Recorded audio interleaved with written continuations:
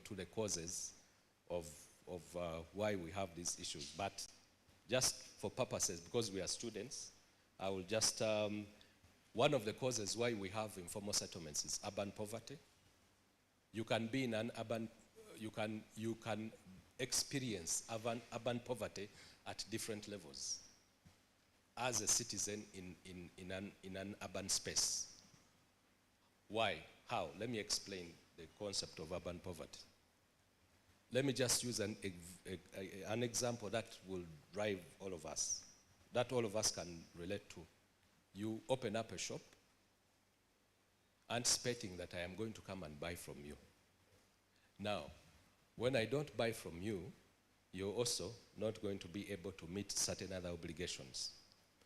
You may not be poor who opened up a shop, but me who is living in an informal settlement, who has no job, the fact that I am not able to buy from you, you share within the urban poverty.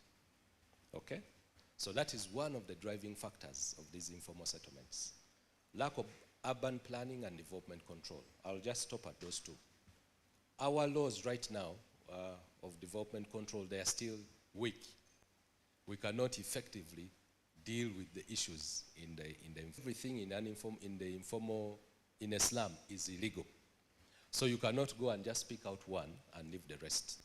That's why when the moment policies that address urban planning and development control are not clear on how to deal with the illegalities in informal settlements, you compound the problem of informal settlements.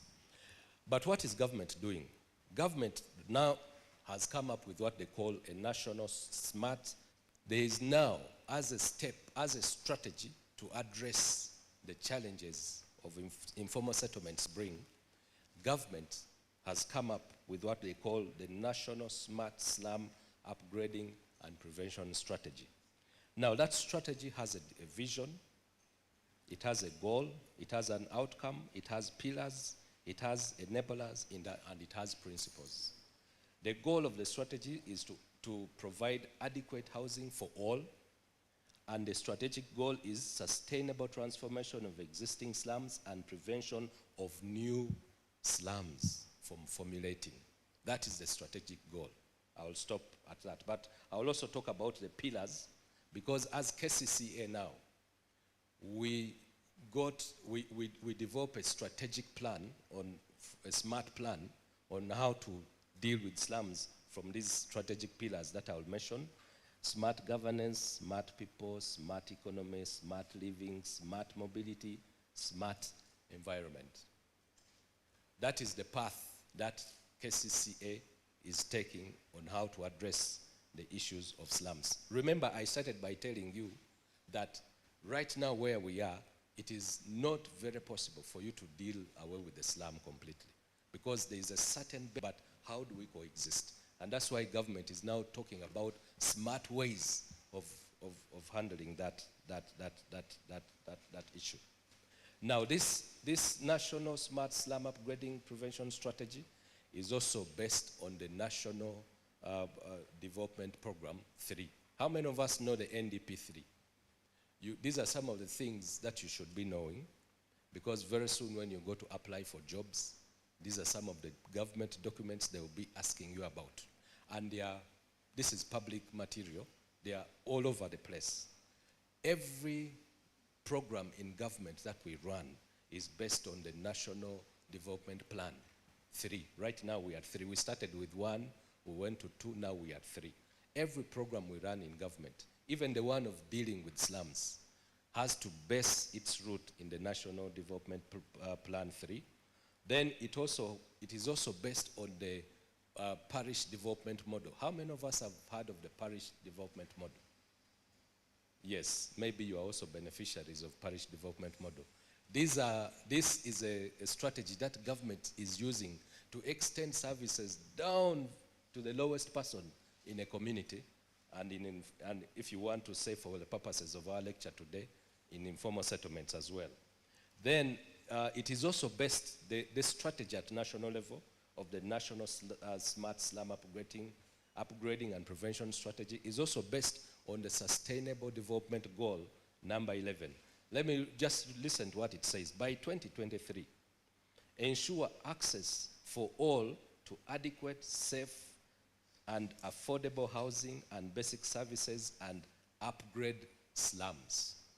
Slums, where now the informal settlements fall, slums. So this strategy did not just come from the blue. It is hinged on some of these policy documents that I have highlighted. This one it is also hinged on the National Urban Agenda, what I am calling NUA, National Urban Agenda. All these are documents within that drive city administration as far as our city is concerned. I've already talked about the parish development model and how it is relating to the issue of informal settlement, so I'll not go into that. Now, I'll now come to where we are interested in as students of this university. I'm now going to give you an overview of the informal settlements in Kampala. I started by the national. Now I'm going to give the one in Kampala. Our city, Kampala, has a total area of 189 kilometers squared. That's about 73 square miles. And of those 73 square miles, 168 square miles of land, there are 68 square miles of land and 13 square miles of water. Now, of the 189 kilometers squared, 19.3 kilometers squared is where now we find informal settlements. Informal settlements take about 11% of our space as a city in Kampala. And looking at our population, according to the statistics that we have, Kampala has roughly a population of about 4 million, and 60% of those 4 million live in informal settlements. 60% of the 4 million people, which is a representation of how the informal settlements within Kampala, how they are spread across the board. There is one in, you may not see because maybe the projection is a bit far, but we have in Katwe Chinyoro, Nalukolongo, Ndeva, Chisenyi, Nakulabye Bwai, Sekazo, Kasubi, Kamocha, Chitintale, I think where you piloted your students, Chivuli, Kalere, Luzira, Chirombe, and blah, blah, blah, blah. But the biggest is the one of Katwe Chinyoro, which has an area of about 1.5 kilometers squared, and the list is 0.02, which is in Namugongo. Self with what did you call pattern what? Pattern language. Now, the strategies, some of the strategies that KCCA is employing to deal with the challenges of slums. Like I said, we have now gone smart. KCCA has embraced smart city concepts to address challenges of informal settlements.